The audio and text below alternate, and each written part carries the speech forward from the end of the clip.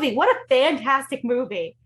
I loved every moment of it. I was trying to check it out once again this morning before I chatted with you guys, but what a great movie. Such, chemistry between your two actors, the writing, everything. I loved it so much. So my first question is, why this movie? What was the inspiration behind it for both of you? Go for it, Shivani. Okay. Yeah. So, well, as I was telling you, I grew up in New Jersey and I had a very lively South Asian American community built by my parents. And, it was at a stage in my life where tons of my friends were just, we were going to weddings every weekend. Our aunties and uncles who meddled because they loved us would want to know, when's your wedding? When's your wedding? I mean, if I had $1 for every time I answered that question. And I had always loved romantic comedies. I had always wanted to try screenwriting, but had sort of felt like it wasn't for me. It wasn't for me. And I just thought, I started seeing faces like Mindy Kaling and Cal Penn. And I thought, if I don't write this, who's going to write it? Now is the time to try. And I had been a journalist and copywriter. And I said, you know what, I'm just going to do it. I'm going to do it myself.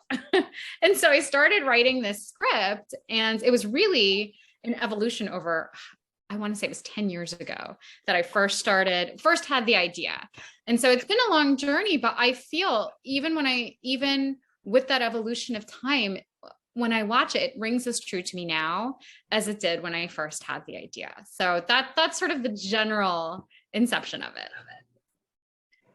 What about for you? Yeah, for me, I mean, just so you know, I am not from America, and I'm from India. I've been in America 6 years to the day. So today's my 6th anniversary. Happy anniversary. Thank you. And, I've been I think of myself as a global person, as a global citizen. I know we all do, right? And I definitely want to tell more global stories, and very authentically through particular cultures. And this is the culture I know best. But my whole focus, even business-wise, is to be able to tell global stories that the world can relate to. So if you take the South Asian out of the story, this is a story that anybody could really relate to. Maybe the version of it would be different with different cultures, and the drama of it would be, maybe a notch higher or lower. I mean, nobody can be higher than Indian parents, really, with drama, but but you know what I mean, right? Like, so yeah. I feel like I think this was a story that was exactly that. It's my first film as a producer in Hollywood, and I definitely am quite selective about the kind of story I want to tell. And and when Netflix asked me if this is something that they see as a film, and if we could develop it to making it a feature. And when I read it, I really enjoyed it. I enjoy Shiwani's work anyway. And I thought, great, what better than this to be my first? Was there at any point, whether for you, Shiwani, while you were writing it, or Swati, while you were producing it and you first read it, that you guys were like, we need to add a little bit more drama, or we just need to, that's a little bit too much, we need to knock it back a little? Because what I loved so much about this is, no matter which character it was, the questions that they were being asked by their parents or their family, to me, it's an interrogation, because I get these questions now all the time. Every family event I go to, it's, when are you getting married? Right. Who were you dating? All of this. And it's like, why does that matter? Like, what? It just asked me about me. So I felt 100% like in their shoes this entire movie. But I have to wonder, how much of that drama did you amp up because you knew, this is a rom-com, we need the dramatic comedy parts of it, or how much did you pull back and like, this is a little bit too much? Well, it's a good question, because I actually feel that the drama that's in there is fairly representative of a South Asian American family. I didn't feel that we really had to make a lot up. I mean, we joke with my family. My family, we're very dramatic when we're upset, and we're very dramatic when we're happy. So, and I think we have a lot of South Asian American families say that about themselves. We argue hard and we love hard, right? It's both. So for me, it didn't feel like a stretch. It felt that it was very real. I think that there were some aspects in my very, very earliest drafts that were almost too dramatic and didn't feel true to the romantic comedy genre. And so, and if these scripts, for a script to get made, there's so many steps of development. And it was pulling that back actually and finding the tone that I think is what you see now, where there is a lot of joy, but it feels real. It feels grounded in reality. I think, like Shiwani mentioned, I mean, with the South Asian family, drama just goes with it. I mean, there's no South Asian family, I'm pretty sure, that doesn't know drama because they live with it from the time they're born, and there's drama, or in fact, there's melodrama more than even drama. That's more like it. There's a lot of melodrama. The crying and the Bollywood of it all just seeps into our worlds. And, but specifically with the film and the filmmaking of it, I think, your question is a very good question because it is a rom-com, and that balance that you strike between drama and comedy is very, very crucial. But it is not something that you only consider at script stage. You look at it through and through. Like, of course, at script, we looked at it over and over and over, and like Shiwani mentioned, we considered it multiple times. Are we going too far? Do we have to pull back? We added characters, we pulled out characters, but the same thing happened even at later stages.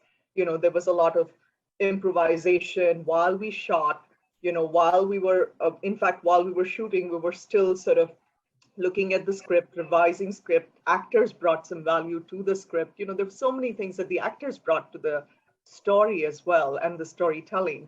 And then in the edit room, there's so much of that happens in the edit room. I believe a lot of the film, 50%, according to me, of the film happens, if not more, in the edit room, right? If you have all the footage.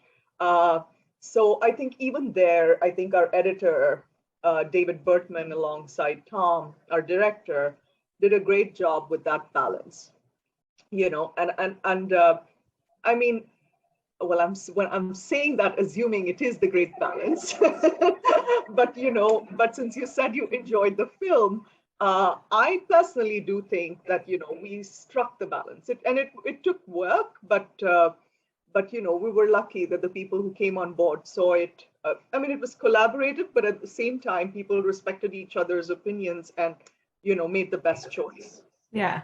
Well, I think because a lot of the times you'll find with rom-coms, if they've achieved obviously great chemistry between their leads, which you guys do, and then your secondary characters feel less, they're not just plot pieces introduced, they actually help propel the story. But then you have the mix of, okay, we all know there's going to be that one dramatic point that is the twist for, the lead characters that always have to have it. But you guys did it in such a natural way that I didn't feel like this has been done before. I've seen this so many times. Like, why are we back at this again? It was just so enjoyable that you were waiting for it to happen. And when it did, you're just like, oh, this was good. This was good. But it all kind of, not only obviously is the writing, but the actors you cast. So what part did both of you guys play in finding your two leads? This was all Swati's magic, so I'm going to let her feel. Well, not me alone, but thank you, Shiwani. I definitely think our casting agents did a great job. Tom made the best choices, and I was definitely a part of it from, the beginning to the end. But it was very collaborative. Our casting agent in LA was Jessica Kelly. She did a fantastic job of scanning the market. And, I would keep pinging her, can you look at this person? I looked, I saw someone on Instagram, can you just maybe reach out to those people and see if this person is willing to act? But, she was patient with me. Yeah, she was really patient with me because, we wanted to, in the middle of the pandemic, we wanted to definitely make sure that people at least knew of this opportunity, because these opportunities don't come by every day. And whoever's destined to be on the film will eventually get it. But I think from our side, we can just make sure we're fair. And I think we did that. I knew both the actors from before. I had worked with Suraj. I produced a film called Amrika, which was Sundance 2015, where Suraj was the lead. And I had a great experience working with him. I was definitely an advocate for him, but I was also very open to other actors. Because at the end of the day, the person who brings the character to life best is who should get the role. And I know Suraj is a great actor, but, there could be another actor who could probably be more Ravi than Suraj is, right? So we have to give everyone a chance. But, eventually Suraj was the best. And we made that choice, and we were very, very happy with that. And Pallavi was amazing. I had met Pallavi about a year ago on a Zoom, and when we chatted, I knew I wanted to work with her, but it wasn't necessarily wedding season. I knew this is somebody I am going to work with, and I will have her in mind when we cast. And to be fair to both of them, they went through the casting process just like everyone else. We met some really great actors. I know, and I hope, and I know that I will work with some of them in the future. But these guys really earned their roles.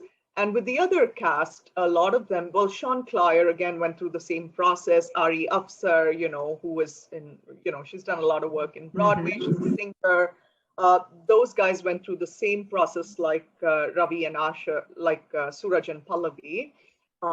With the Rizwan, of course, we just cast him as the father. And who better than Rizwan, right? And then, no, we did audition people, actually. Even he earned his role. We auditioned people for that role, too. And with the other actors, again, they went through the same audition process. The casting agent was someone called Stephanie Gorin in Canada, Toronto, and she was amazing, too. She, it was a hard time. And to be able to actually get auditions from people, send them to us, and keep that going was challenging. And I think they did a great job. I hope I answered your question. You did. You definitely did. What I loved about what you said, though, is that you made basically everyone had to go through the casting process. There was no one that you guys were all like, this is you're getting it. Like, you're going to get the part. We don't even need to see you. And that's not often you see that anymore. A lot of people make movies based on this sole actor or this sole actress, or we're definitely going to give it to this one. And then they have no chemistry with their lead. And you're sitting there and you're watching this and you're like, well, this wasn't as good as I was hoping it to be. So I love that that's what you guys did. I mean, somebody else asked me this question and put it in a way where they said, oh, well, you did a film with Suraj, so it must have been really easy for him.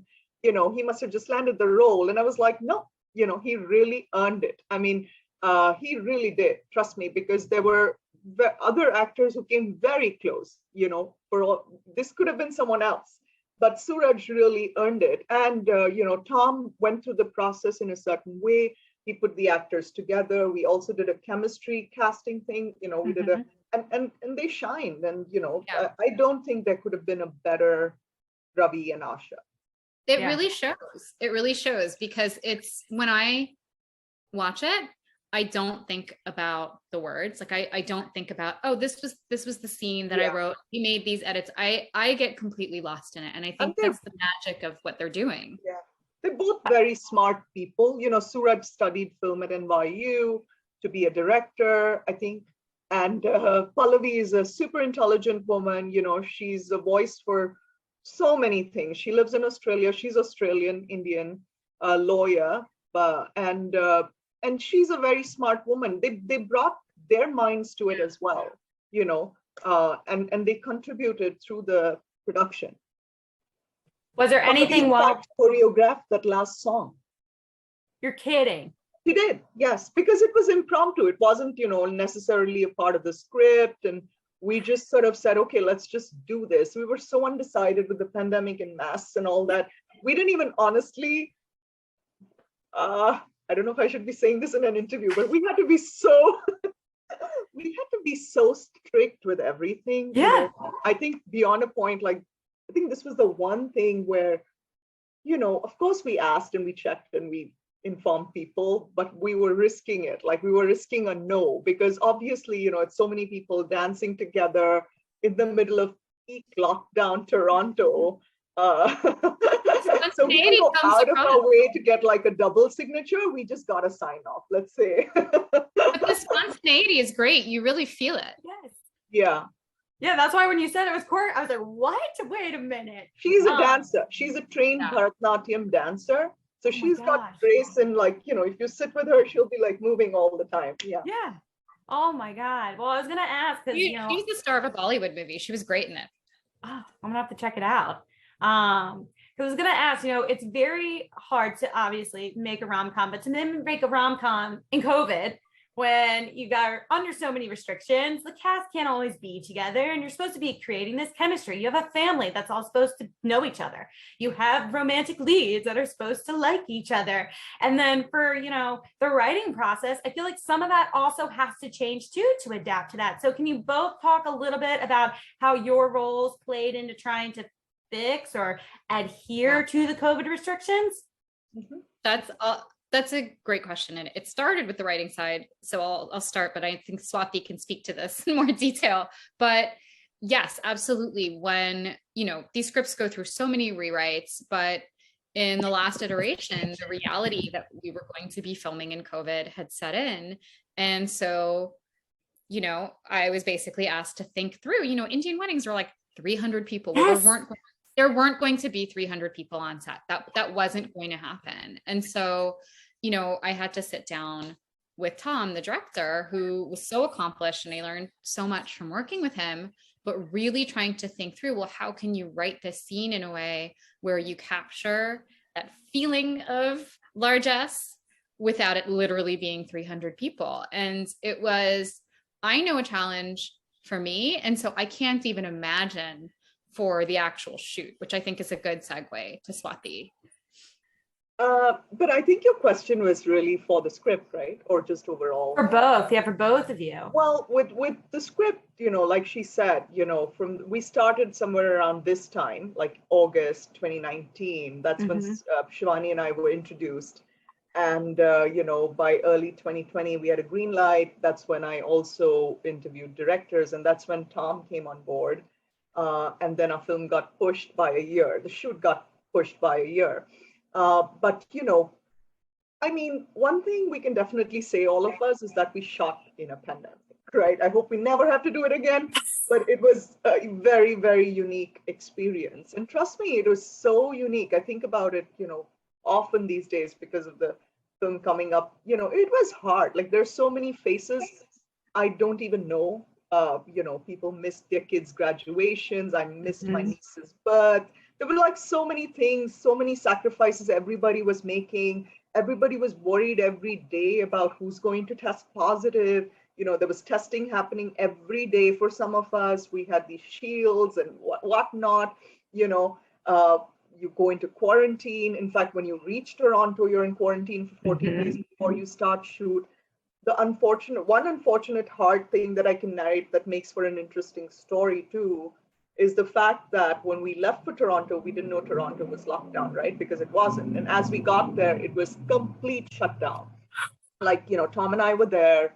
It was complete lockdown. We had to quarantine anyway, even before lockdown, 14 days before we can actually step out. But we were relying on, obviously, stores in Toronto, because the South Asian community in Toronto is quite large.